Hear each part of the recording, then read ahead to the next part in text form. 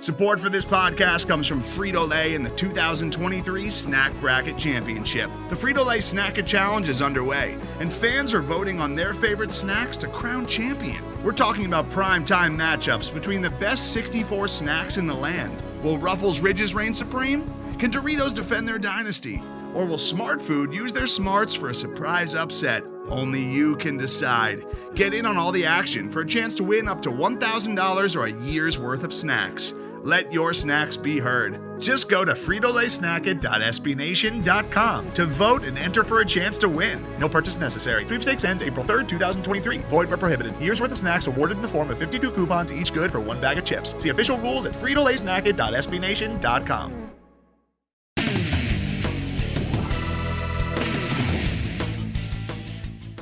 Welcome to the Black and Gold Banneret Podcast. Jeff Sharon, Eric Lopez, and Brian Murphy with you here on our final show in the month of July. Some boss moves happening up and down, and we're going to be talking about that in a little bit. It's our second podcast of the week. If you haven't yet, make sure you listen to the episode before this, where Eric and I speak with the great Michelle Akers about her time at UCF and with the U.S. Women's National Team, and various other topics. One of the best interviews ever in the history of this podcast. I have absolutely no problem saying that. But today we're going to talk about some developments today in the world of football, college football in particular. No stupid dad jokes this time around, guys. But all right, so here's the state of play with regard to the 2020 football season. All right, basically everyone's kind of waiting to make the first move. The Big Ten, the Pac-12 kind of said, all right, conference only. The ACC today, while I'm cooking dinner, they drop some scheduling news. They announced that they are going to, and by the way, they did this for all fall sports, but the big move was that they were going to, for football season, they're playing a 10+1 a 10+1 schedule, 10 conference games plus one non-conference game yet to be determined. So an 11-game overall fall schedule.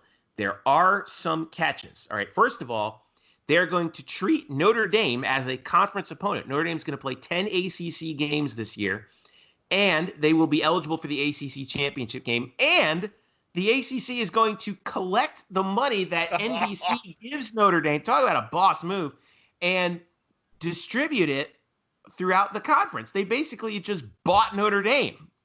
In addition to this, they're going to have 2 bye weeks, so it's going to be 13 weeks. The ACC championship will be played in Charlotte on either December 12th or 19th. They will treat the conference as one division, so it'll be between the 2 best teams. And they will not start playing any games until September the 12th. So it's a sprint from September 12th through possibly December 12th or the 19th. In addition to this, and we're going to get to the Olympic sports in a little bit. Here's where this comes. Now, obviously, folks, remember, UCF is scheduled to play North Carolina and in the season opener at home and at Georgia Tech in a normal year. We're not in a normal year now. Here's from the ACC. All non-conference game opponents selected by the respective school must be played in the home state of the ACC institution, and all non-conference opponents must meet the medical protocol requirements as agreed upon by the ACC.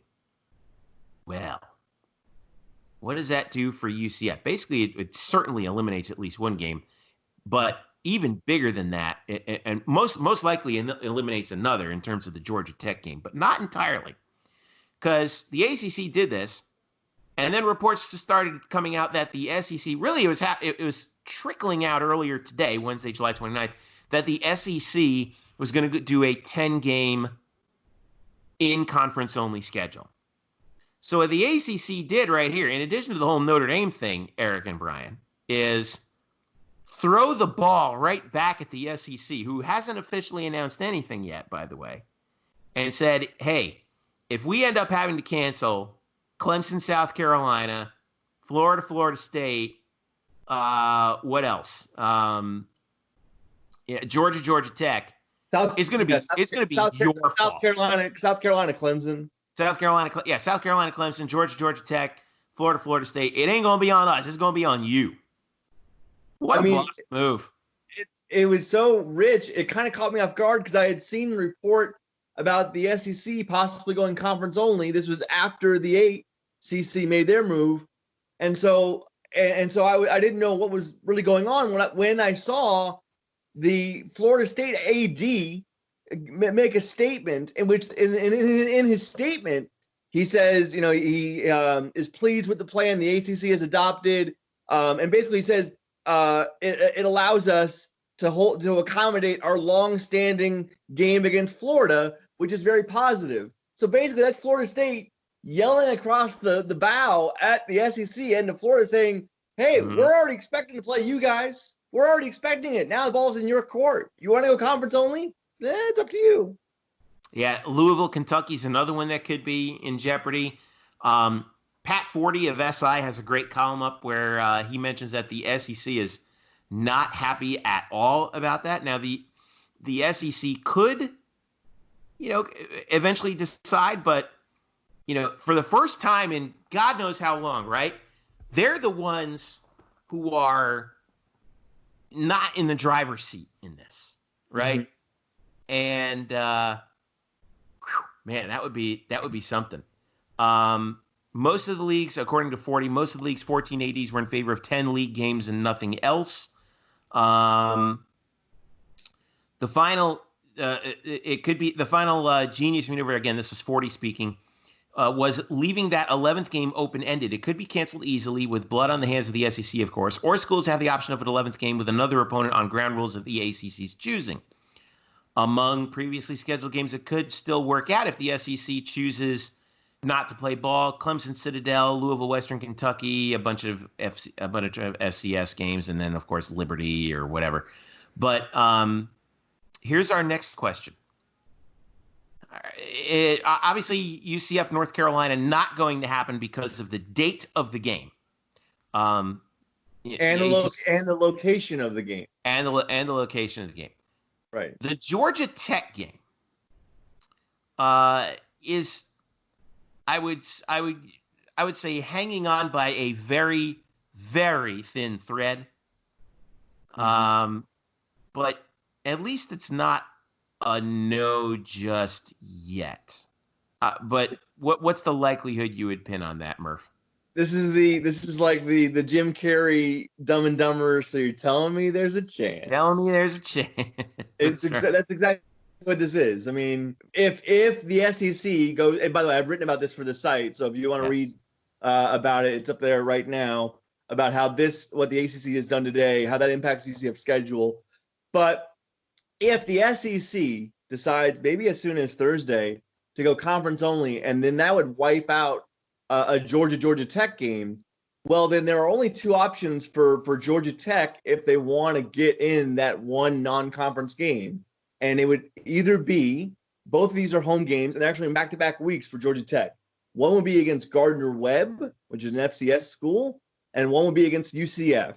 And I mean, look, if you're our old ASUN rivals, Gardner-Webb. Right? Sure. If you're a UCF fan and you look at those two options, you go like, why wouldn't they want to play us? It's a much better matchup. It's kind of marquee.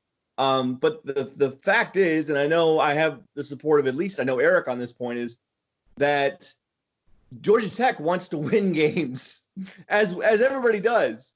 And so if they had to pick one, I think they would take the one against the FCS team that hasn't had a winning record since 2013 over the team that has had two undefeated regular seasons in the past 2 years and might beat them in their own backyard.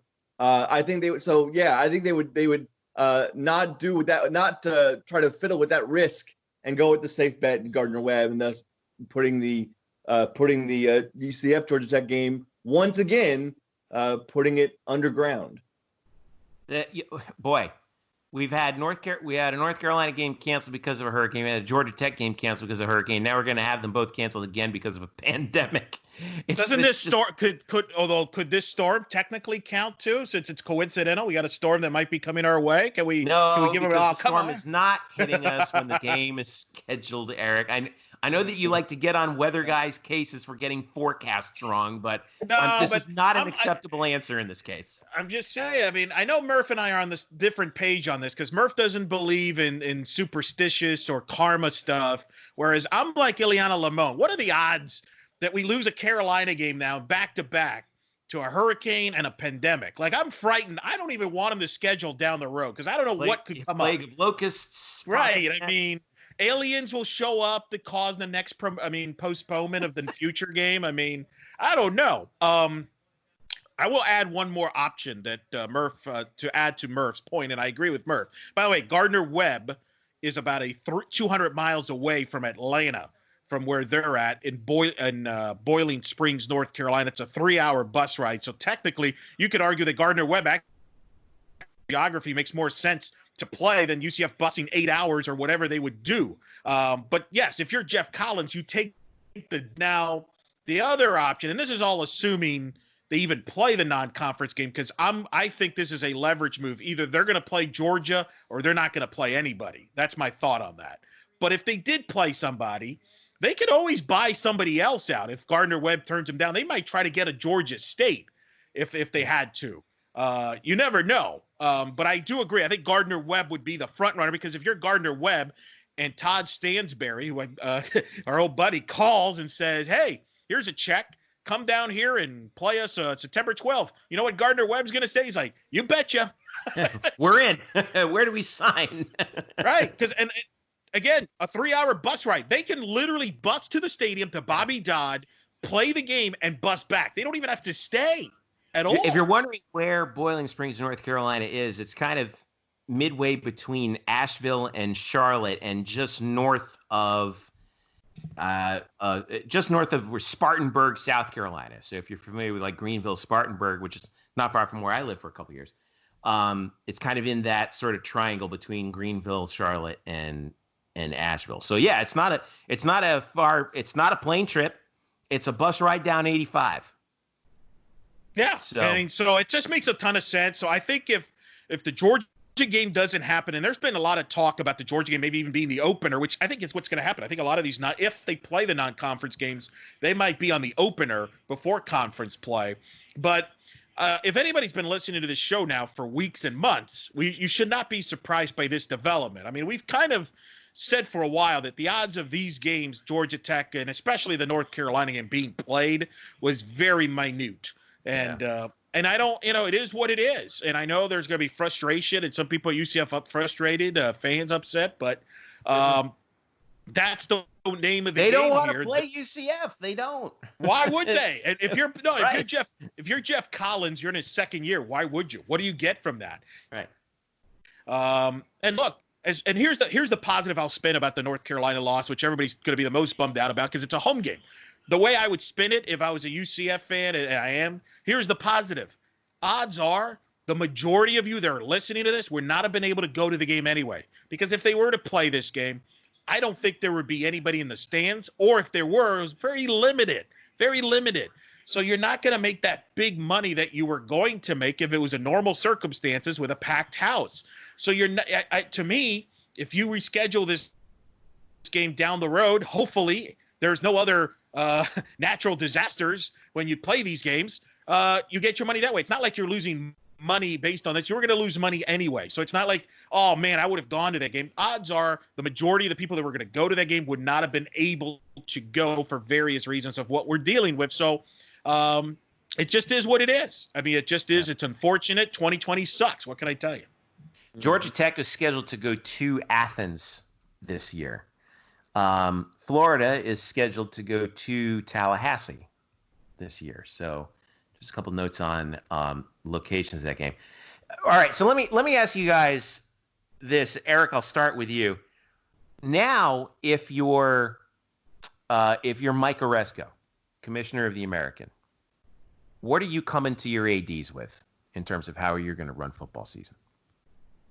Well, I think the question he should ask them is, all right, guys, do you want to just go conference only, or do you still want to pursue a non-conference game? And are you willing to wait to see, right? Because the strategy is here.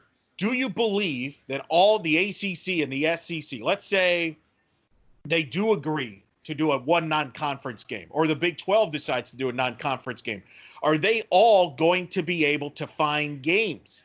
That's the interesting question. And what are the odds that maybe you pluck into one? I think of, and I don't know, maybe you could look this up, Jeffrey or Murph. SMU plays TCU every year. Mm-hmm.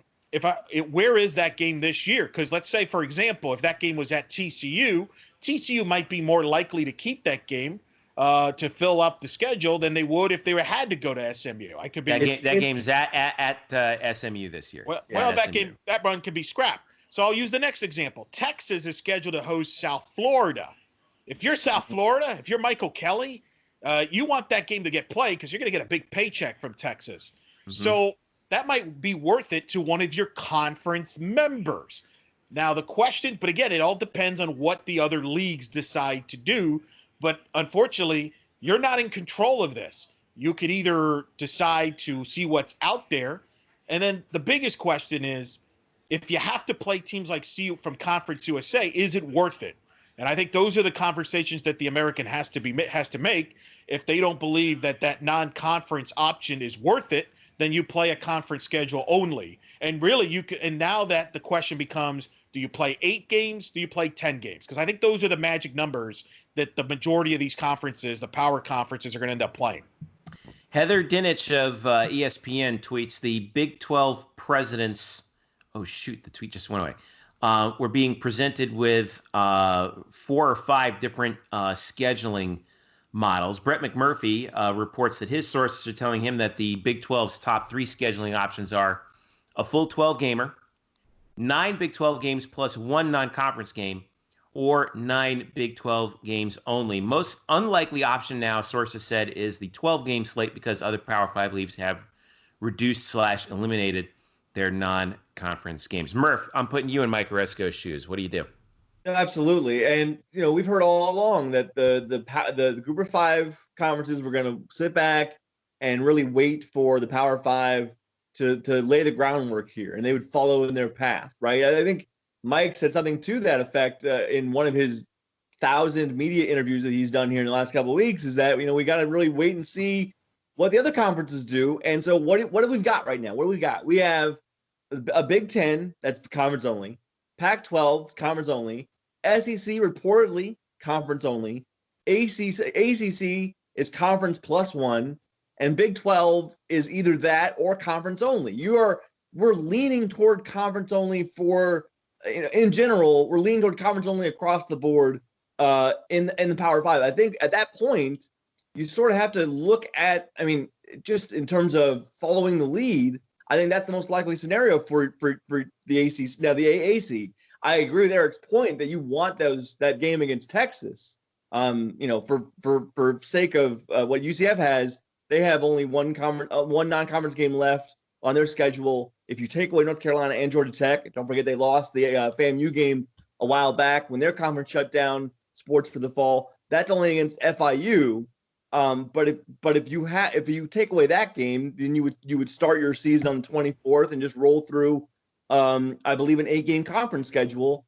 And just looking at what every other conference is kind of doing and what they're sort of siding with, I think that's the most likely bet is we just go conference only, because it seems like at least 3 of the 5 are going in that direction, if not more. We'll see what the Big 12 does. Well, and here's the question that, again, Mike Oresco has to ask and all these ADs have to figure out is, if the Power 5, if the ACC, SEC, even if they decide to play non-conference, shut you out, which is a possibility. Let's just call it for what it is. It wouldn't shock anybody if the American and the rest of the leagues are shut out from these big leagues, if that's what it happens. Is a UCF home game against FIU worth anything? Can you get some revenue, i.e. television, i.e. do you have some limited, fan participation, maybe sponsorship? What is it worth? Is it worth playing that FIU game or adding an FAU hypothetically or somebody like that? Or if you think you can build up a marquee game, is there a reason to make some money out of it, right? that's the question. And I don't have the answer to that, so I'm not going to say, no, they shouldn't do it, or yes, they should play the FIU game, because I don't know the answer to that question. Only Danny White, the American Conference, and probably that four-letter network know the answer to that is there money to be made by a UCF or a USF or a Houston playing a non-conference game, even if it's not necessarily a big-time program? I know that in terms of logistics, when you look at the American as a whole, UConn's gone, so there's 11 schools. So that works out very nicely in playing a 10-game schedule, right? But and by the way, if you're UConn, man, good luck. Good luck, because these independent schools, they are going to have nothing with Notre Dame jumping ship on them and basically joining the ACC for a year. Right. UMass, UConn, forget it. Well, no, and here's the thing. There's rumors that BYU might be working on a similar deal. And again, by the way, I want to make a preference. We are recording this on Wednesday night. Yes. So things may at change depending on 10:22 p.m. Eastern time. Things might be changing right now for all we know. So please don't tweet at Murph saying, "What are you guys talking about? Did you not just see what happened?" No, we may not. We were recording. Okay, I'm sorry. Murph has a life, and we have to work around his schedule. So,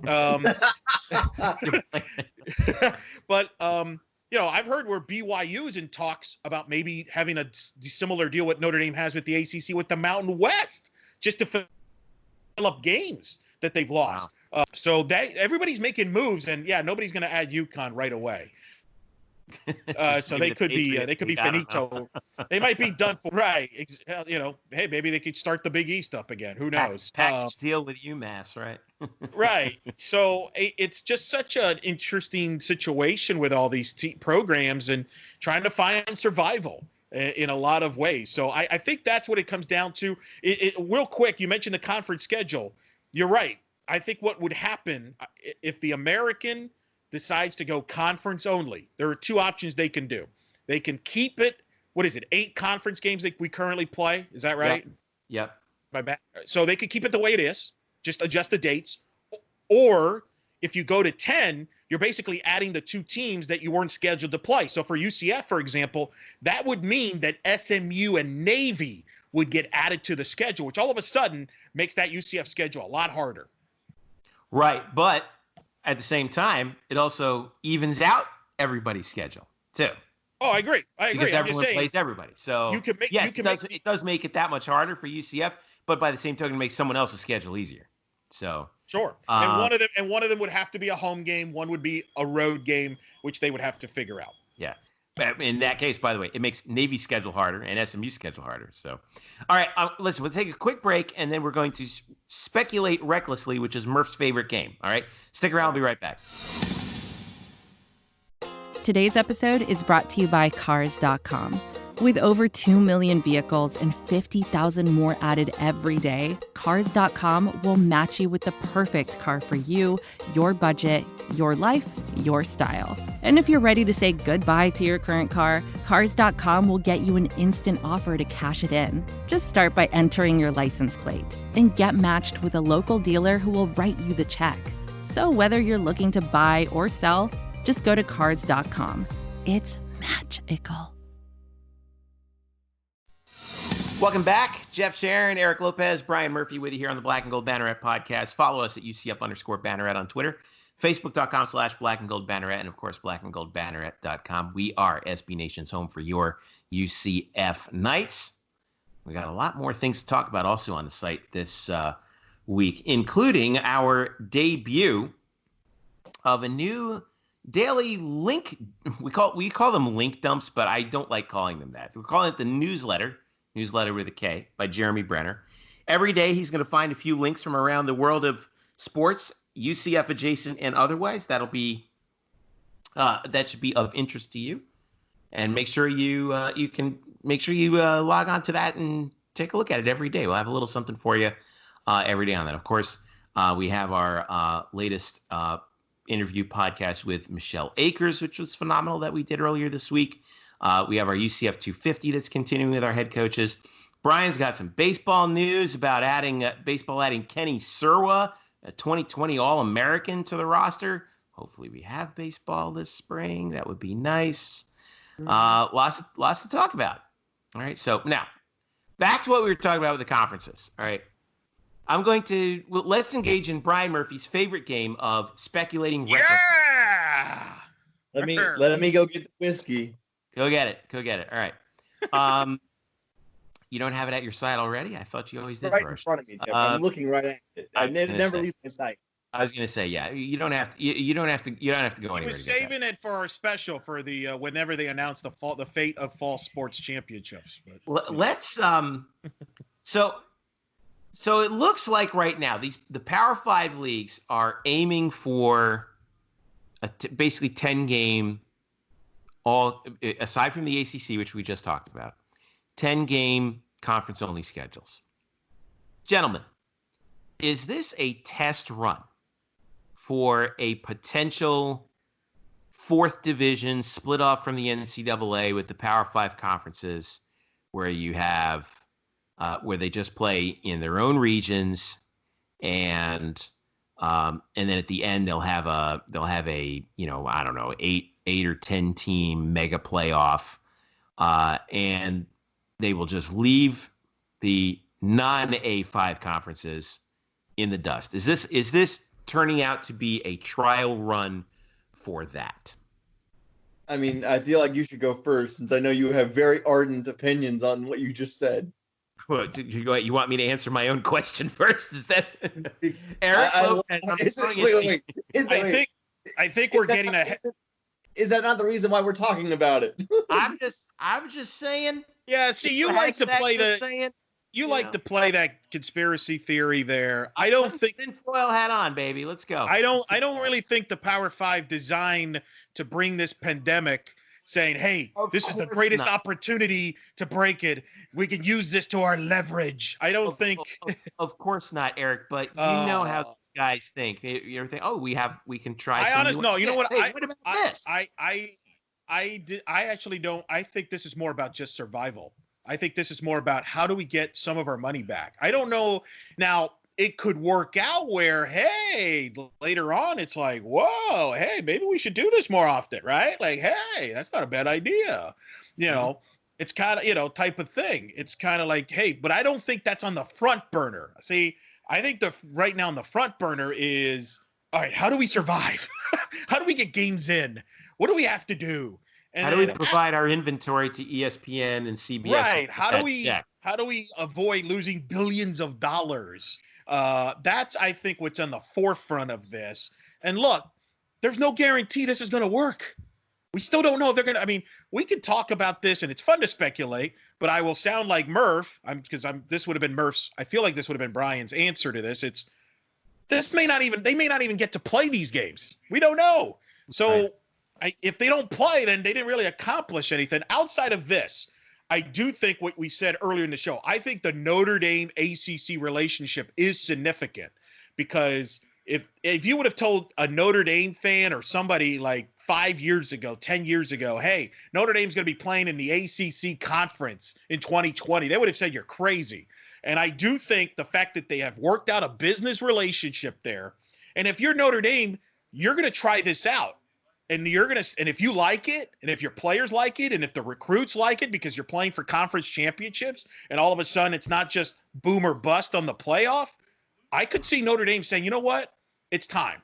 It's time that we join this conference. So I do think that part, I do agree with you, could be a part of it. But the other stuff I think is more on the back burner. Doesn't mean it won't happen, because I kind of agree with you. I think we're headed for that.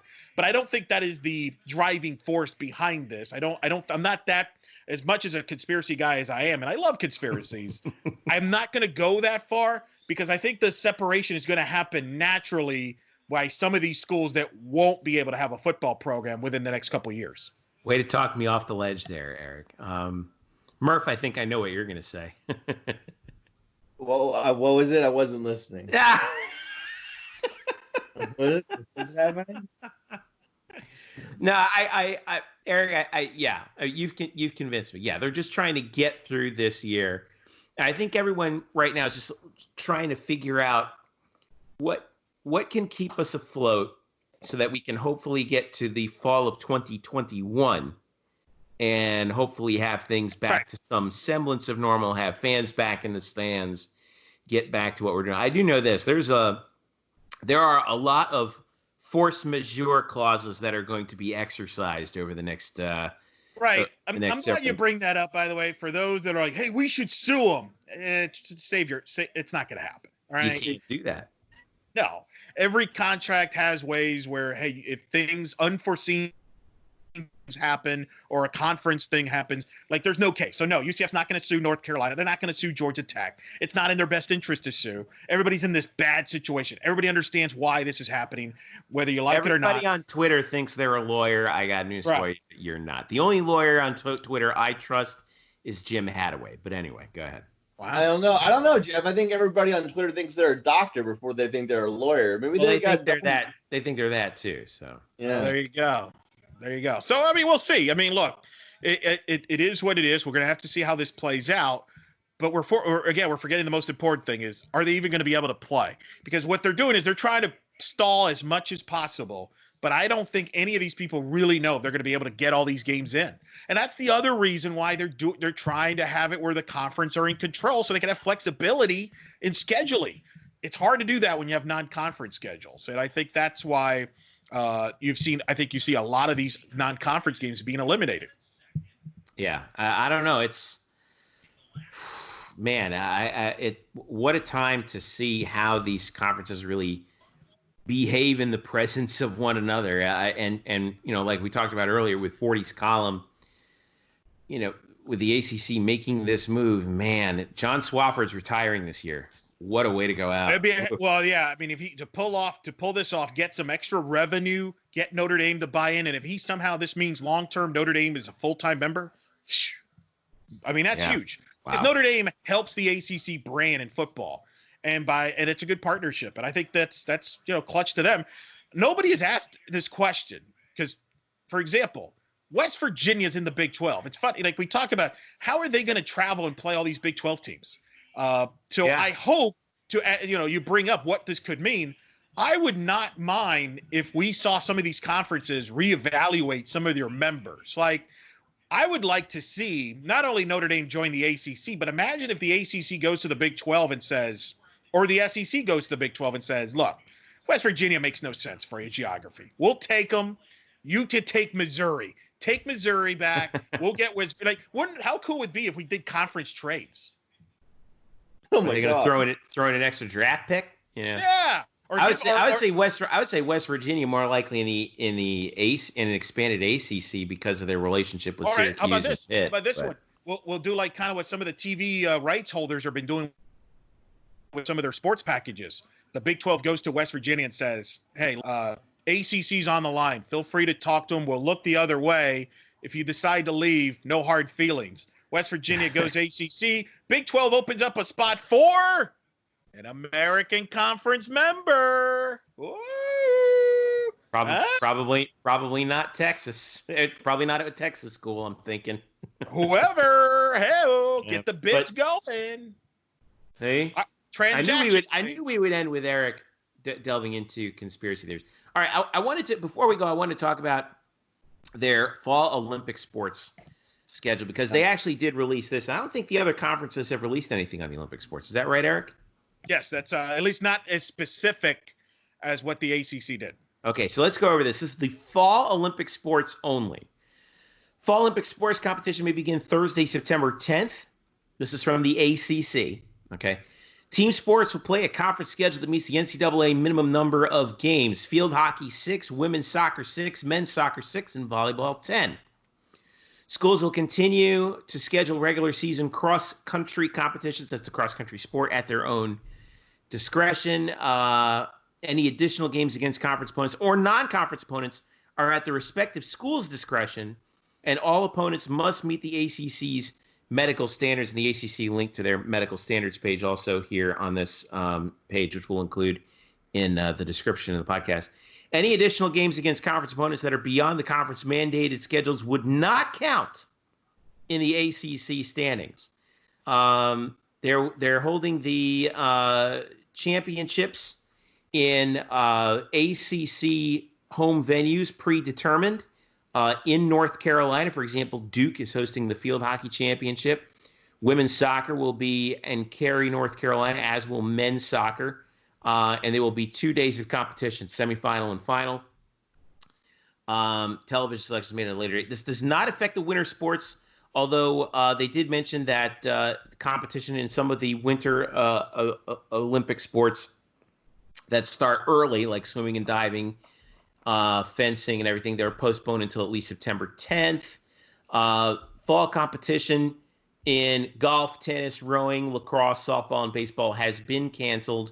Golf and tennis continue to be eligible, and teams in all sports may continue to practice at their institution's discretion. Interesting. So let's spin this as a potential launching point for the Americans' Olympic sports.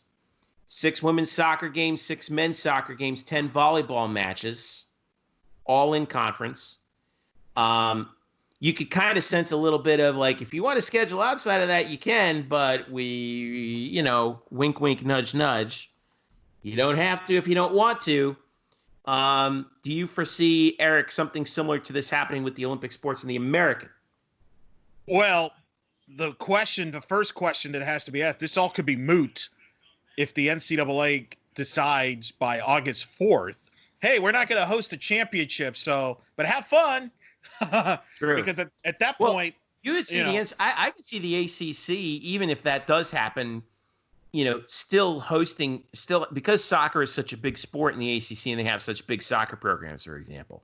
I could see them, playing an abbreviated soccer season. But so this is where I would counter with that. If there are no NCAA championships, what's the point of playing 6 soccer games at that point, or 10 volleyball matches? For an ACC championship? Whoop-de-doo. Great.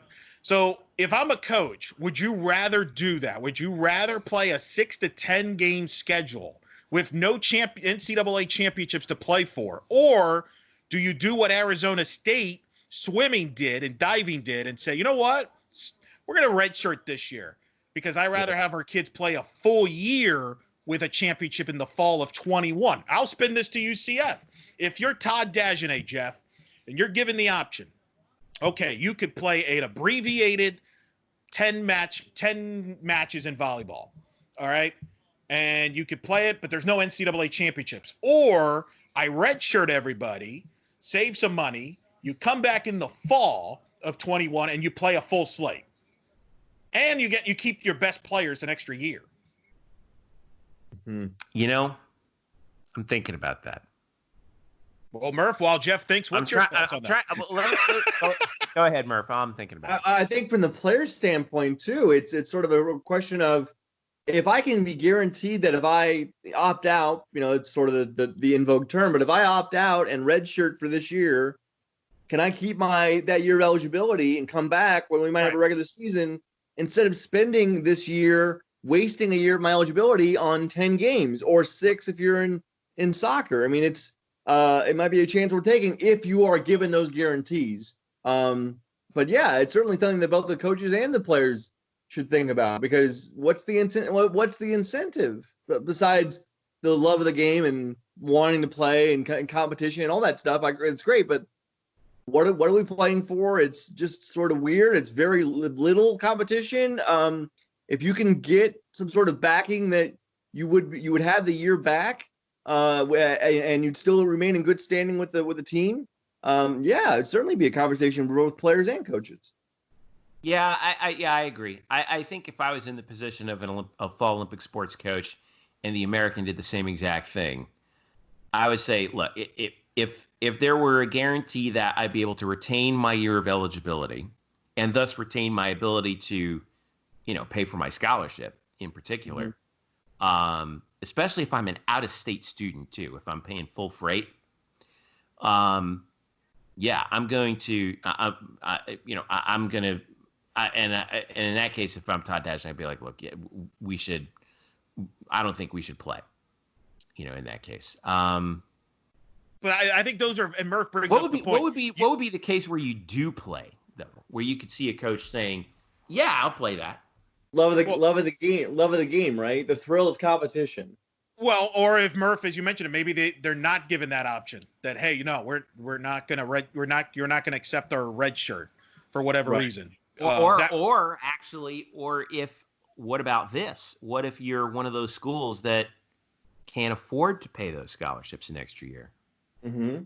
Sure, that could be decided. That's one of right there. Ivy League, right? That's the Ivy League written all over that. Or like your lower level G5s, your Sun Belts. Who knows? Maybe some schools in the American. The American could, I believe, they have the power to. They could leave that up to the individual institutions. Could they not? Right. Oh, and that's what they're going to do. That's what they're going to do. Yeah. So if you're Temple, you might come to a different conclusion than say UCF would. Absolutely. You're right. That's 100% correct. I mean, that's unfortunately, I've said this. Even if these fall sports happen either in the fall or the spring, I don't think every fall sport's going to play for various reasons. And you just brought up a few of them. The bigger issue I have, and I'm going to go ahead, Jeff, if I can borrow your panic button, because if I'm a fall sport player coach, I'm pressing the panic button right now because I don't like where this is headed. Because Mark Emmert on Friday said, and I'm going to paraphrase the quote, but he basically said, and if you find the exact quote, feel free to read it.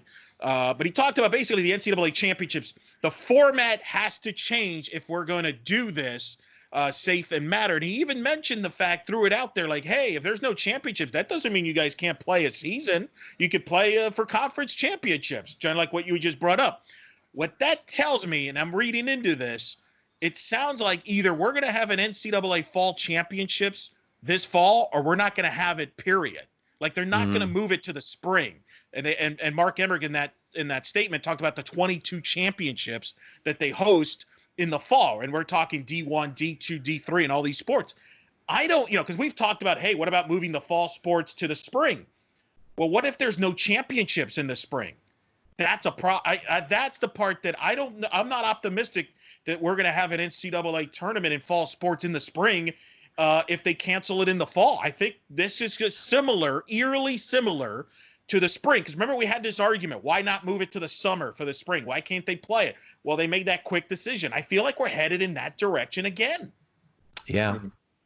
The dominoes are going to fall. It's just, it's slow motion dominoes. It's literally slow motion dominoes right now where we're seeing them fall. And, I guess the other thing I would look at is, with the fall sports is, say they do cancel the NCAA tournament. I mean, the overwhelming percentage of, teams out there have no realistic chance of making the NCAA tournament in those given sports, let's say soccer and volleyball. So in that case, what are they really playing for? Well, they are playing for a conference championship. So, but that's not how players and coaches look at it. Just because you're in a small conference. Well, are you saying that? Are you seeing that from UCF's perspective? Like, what if you're in the Great Midwest Conference? The Division II you're talking about? No. I just pulled that one out of my head. Like, but I'm just saying, what if you're in the Big Sky, right? You're playing for the automatic big to win the conference and play in the NCAA tournament. That's what you're playing for. But you're not. But you have no realistic chance of winning a national title. So you tell them that. I mean, that's not what their mindset is. That's not how the athletes think about it. They're thinking like, man, I get to play in the NCAA tournament. I get to play Duke, or I get to play North Carolina, or I get to play that. They're not thinking about it. It doesn't matter. We had no shot. That's not how they're thinking about it. For a lot of them, coaches thinking about it that way, though. Yeah, they're thinking about it because they need it for their resume. It'd be great to make the NCAA tournament and add that to your resume so you could get paid as a coach and maybe move up to another job. I mean, we brought this example up. I brought this up with Murph a couple weeks ago. Think about if this baseball season would have continued, how great and big that would have been for Greg Lovelady to have a second NCAA tournament appearance in 4 years. Instead, we have this like what if type of scenario. So I do think that matters to coaches from a resume. Do you not agree with that, Murph? No, absolutely. I do agree with that. No, I absolutely agree with that. I do think there's value in that. I think you're underselling the importance of these championships. That's why they play. Yes, you want to win a conference championship, but the reason you want to win a conference championship, you also want to play in the NCAA tournament. And then in cases like UCF, You're trying to be a legacy team here. You've been to the NCAA. You've been to the second round. You want to break through. You maybe have the best player in the history of your program on right now playing, and you don't want to waste those games. That's why I go back to what are the options they have, because you don't want to waste a McKenna Melville year in just 10 volleyball matches. Or if you're Tiffany, you have a great young goalie in Caroline Delisle. You don't want to waste her on 6 games and think 2 years from now, man, I really wish I would have had her for another year. You know? Yeah. Same thing for Coach Calabrese. This is across the board. That's why I think Murph made a great point is if you're those coaches, you need to they're obviously going to have the players back, but you have to know all the specifics. Are we going to have an NCAA championship? I think it starts there. Do we have an NCAA championship this fall? Because that will be a rippling effect on what your decision is. If there is, then you probably will play the shortened season because there's no guarantees in the spring or next fall either. So, but if there's not an NCAA championship, then I think a lot of people have a lot of things to think about. Of course, the NCAA could do us all a favor and make a ruling on August the 4th, which we'll be waiting for. Well, the other thing is, and possibly moot the whole thing. That's next Tuesday, by the way. And by the way, before our next regular podcast. Yeah. Mm-hmm. And the other interesting thing is if they move forward with an NCAA championship, because this has also been discussed, we might have predetermined sites instead of teams hosting to try to kind of go through this. I think you're going to see a completely different format in the NCAA tournament than we've seen recently. And I don't know if it's good or not, but that's one of the things I'm looking forward to seeing if they move forward with the NCAA championships is what is that format and what is the criteria to get in? Do they shrink the tournament? Do they change there's going to be a lot of interesting questions that coaches and players want to know here in the immediate future. Mm-hmm. All right. Well, we'll be following that. We'll be following also what football does. Who knows? It could be a big news day by the time you're listening to this. So make sure you follow us on Twitter, UCF_Banneret. Also follow Brian at Spokes_Murphy, Eric at Eric Lopez Elo, and myself at Jeff_Sharon. Also follow us at Facebook.com/Black and Gold Banneret. And, of course, blackandgoldbanneret.com for all the latest on whether or not we're going to have any fall sports at all. If sports at all are going to be a thing in the next 6 months, or if we're all going to have to find something else to do with our time. Speaking of which, gentlemen, not to be too fatalistic about it, but what do we got coming up this week? Eric, I know we've got your top 40 head coaches of all time coming up, right? We're heading into the 30s, is that correct? Or the 40s, I should say. We released 40 to 31, so we'll move on into the 30 to 21 range as our staff kind of figures out some of those rankings.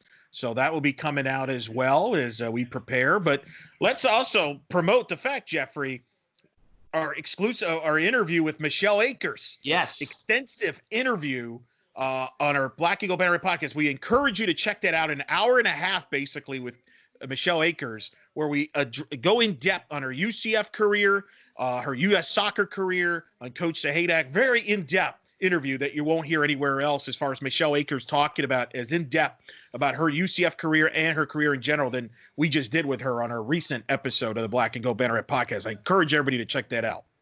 Murph, what do you got coming up this week? I don't know, Jeffrey. I don't know. I will say I just found out that Bo Taylor is scheduling thing, right? Well, there's always that. I mean, we're gonna have something by Tuesday. Well, we should have something by Tuesday. Although I guess I saw there was even a whisper that they could kick the can down the road even past Tuesday. So who knows? By the way, like, were you about to break some Murph bomb here on Bo Taylor? No, I mean, it's not a Murph bomb. It's just a transaction. By the way, everybody should realize that while all this is going on with, like, you know, what are the conferences going to do? What's the schedule going to look like? Like, we're about a week away, a little more than a week away from UCF opening up padded practices training camp. Like, that's how close we are to this supposedly season. Yes. Well, as of right now.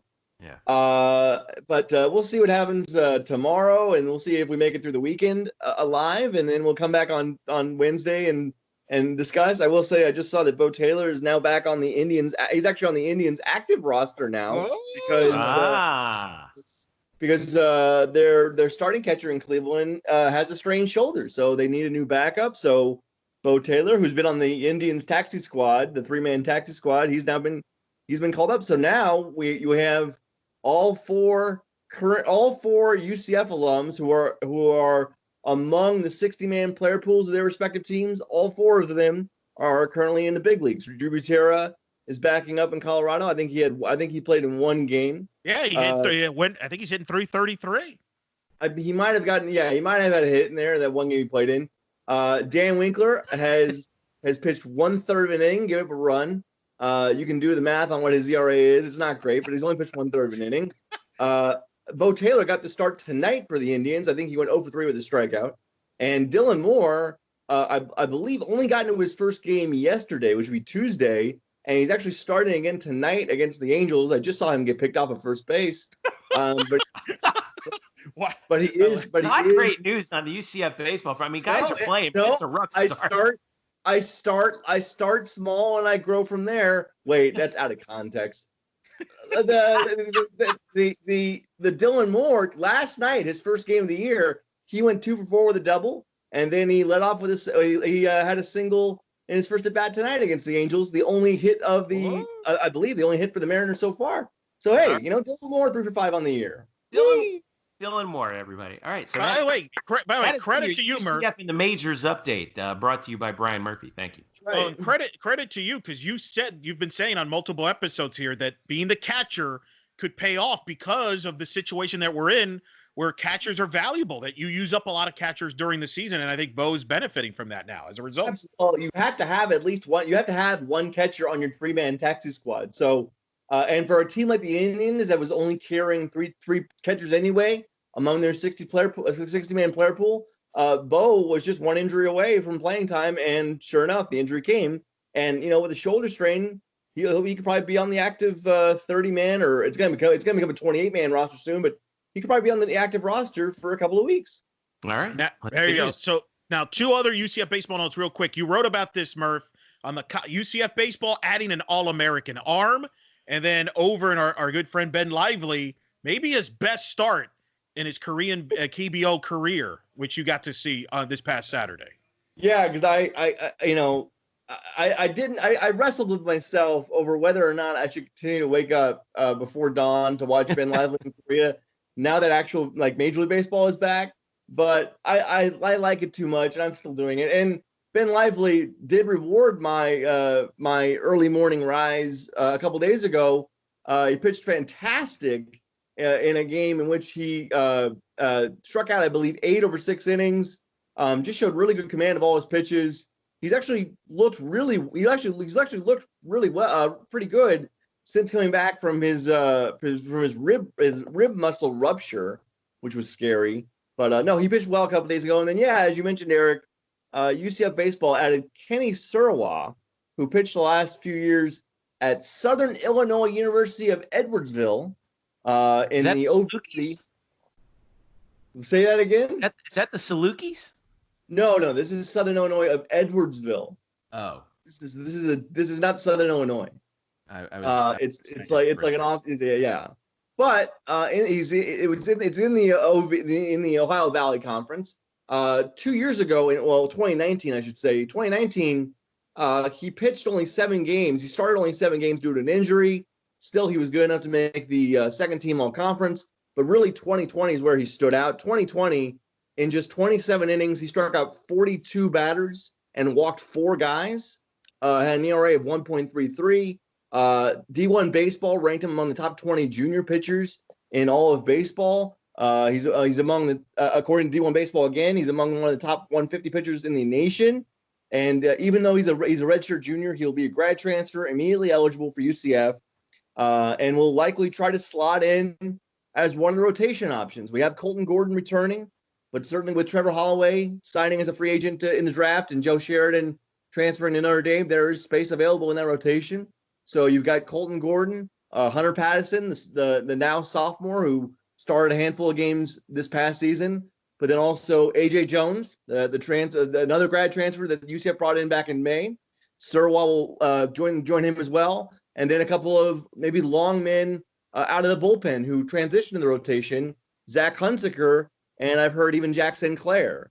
Jack Sinclair was their 8th inning guy last year, totally dominant in front of Jeffrey Hakinson. Really got overshadowed a little bit because Hakinson was just so magnificent that people kind of lost track of how good Sinclair was. But I've heard that they might try to stretch him out and put him in the rotation if he works there. I would think they would love to keep him in maybe the back end of the bullpen and give themselves some security in the ninth inning. But at least it gives UCF now, I'd say, 5 or 6 rotation options in a position where they were lacking a couple months ago. All right. By the way, because I can't get enough of Southern Illinois University, Edwardsville, either of you guys care to guess who the most famous, arguably the most famous alumnus of SIU Edwardsville is? He's a pro wrestler. Wait, are you gonna tell me his like pro wrestler name or his actual name? Well, both. I don't know. Seth Rollins from Iowa. So I don't know. Eric? I'm not sure on top of my head. Big Show. Paul White. The Big Show. Yes, went to SIU Edwardsville. That's right. So that's a Netflix TV show now. Here's 2 big things for UCF's new pitcher. There we go. All right, wrap it up. Yeah, let's get out of here. Let's get out of here before this gets out of hand. For all of us here at Black and Gold Banneret, thank you so much for listening again. UCF_Banneret on Twitter, Facebook.com/Black and Gold Banneret, and of course blackandgoldbanneret.com. Thanks once again to listening. Thanks again to our staffers who've been just doing an amazing job.